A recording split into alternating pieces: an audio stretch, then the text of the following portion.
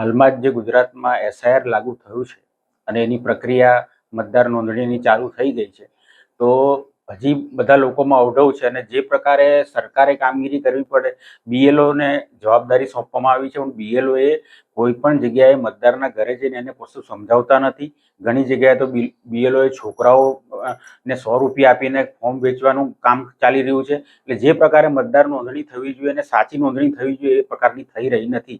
એટલા માટે અમે તાલુકા પંચાયત સીટ દીઠ જે અમારા જે નિમેલા પ્રતિનિધિ છે અને જિલ્લા પંચાયત સીટ દીઠ નિમેલા પ્રતિનિધિને આજે અમે ખાસ સાબરકાંઠા જિલ્લાના તમામને બોલાવ્યા છે. એમને ખાસ એસઆઈઆર પ્રક્રિયામાં કેવી રીતે આપણે લોકોને સમજાવવું ને કઈ રીતે આપણો મત રહી ના જાય એ રીતે મતદાન નોંધણી થાય એના માટે અમે માર્ગદર્શન આપવા માટે આજે મીટિંગ રાખવામાં આવી છે. ખાસ કરીને આજે બિહારનું પરિણામ પણ જાહેર થઈ રહ્યું છે. બિહારના પરિણામમાં મહાગઠબંધનને ક્યાંક ને ક્યાંક ઓછી સીટો મળી રહી હોય તેવું જોવા મળી રહ્યું છે. શું કહેશો એ બાબતે? શું કારણ હોઈ શકે? કારણ એક જ છે, બિહારમાં 75 લાખ મહિલા મતદારો હતા અને ચૂંટણીના મતદાન પહેલા જ સરકારે 7,500 કરોડ એટલે કે દરેક મહિલાના ખાતામાં જે 10,000 રૂપિયા નાખીને એ વોટ એમણે 10,000 રૂપિયામાં પડાવી લીધા છે. એટલે વોટ ચોરીનો જ આ એક બીજો પ્રકાર હતો. આમાં રોકડેથી ખરીદવામાં આવ્યા છે.